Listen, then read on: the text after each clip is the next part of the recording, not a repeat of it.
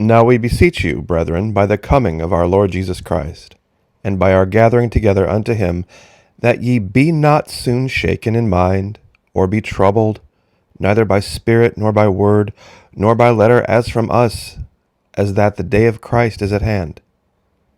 Let no man deceive you by any means, for that day shall not come, except there come a falling away first, and that man of sin be revealed, the son of perdition, who opposeth and exalteth himself above all that is called God, or that is worshipped, so that he, as God, sitteth in the temple of God, shewing himself that he is God.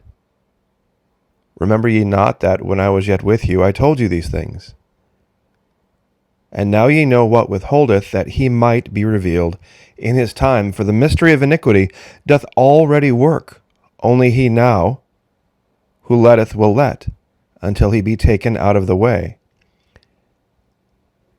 And then shall that wicked be revealed, whom the Lord shall consume with the spirit of his mouth, and shall destroy with the brightness of his coming. Even him whose coming is after the working of Satan, with all power and signs and lying wonders, and with all deceivableness of unrighteousness in them that perish, because they received not the love of truth, that they might be saved. And for this cause God shall send them strong delusion, that they should believe a lie, that they all might be damned who believed not the truth, but had pleasure in unrighteousness. This is 2 Thessalonians. I wanted to talk to you guys today about strong delusion. These lies that we tell ourselves based on things that only go on in our minds. This exists in our country. It exists around the world. It exists on both sides of the political spectrum. For many, many, many months, there were those who were absolutely sure that Q was all truth. And now what do we know? And there are those over on the left now who are suffering under a level of mental illness I've not seen. And I've seen some fairly mentally ill people in my life. Getting rid of a delusion makes us wiser than getting hold of a truth. There are so many out there now seeking truth that are possessed of delusion that I don't think they would know it if they saw it. Because all truth passes through 3 stages. First, it's ridiculed. Second, it is violently opposed, which is what we're seeing now. Third, it is accepted as being self-evident, as in the Constitution, which followed that violent opposition to the truth. Some people misinterpret the word delusion. It's an idiosyncratic belief or impression that is firmly maintained despite being contradicted by what is generally accepted as reality or rational argument, typically a symptom of mental disorder, the delusion of being watched, the act of deluding, or the state of being deluded. What a capacity television or the internet has for delusion. Now, only a few days ago, I made the argument, I made the allegation that they weren't going to force you to do anything. They are not going to force anyone to do anything. They are going to create a certain delusion that, once accepted in your mind, is going to encourage you to go get vaccinated. Because they know forcing it isn't going to happen. It's just not going to happen. Now, do I have proof for this?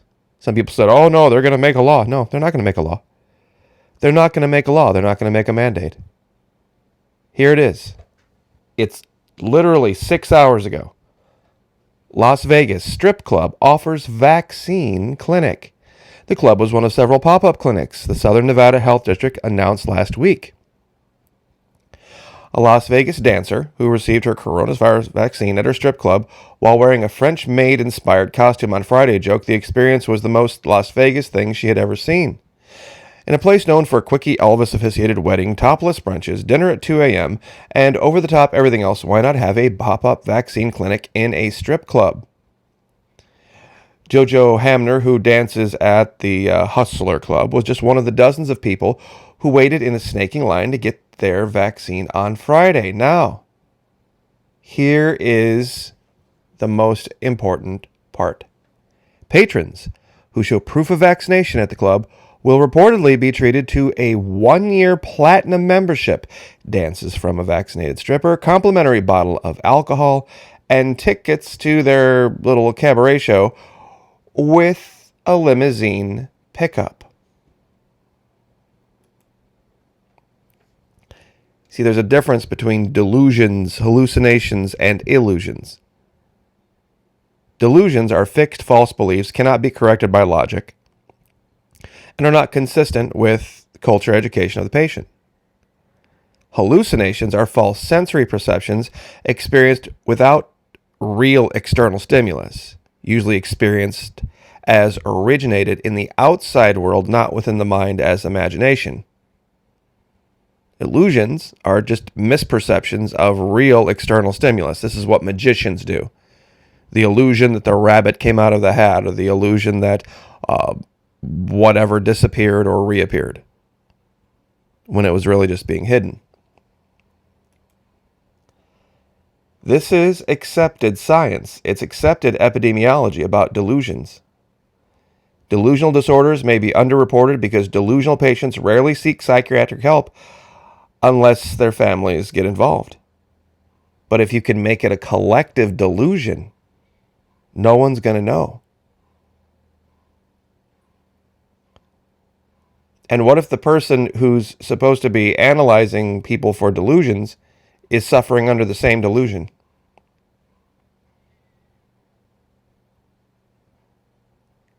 You see, this is the strong delusion.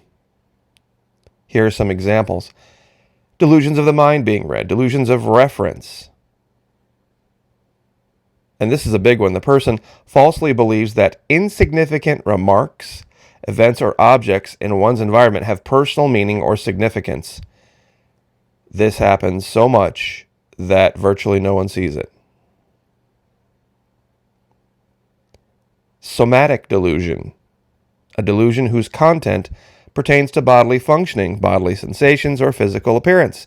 Usually the false belief is that the body is somehow diseased, abnormal, or changed. For example, magnetic or infested with parasites. There used to be this delusion of poverty.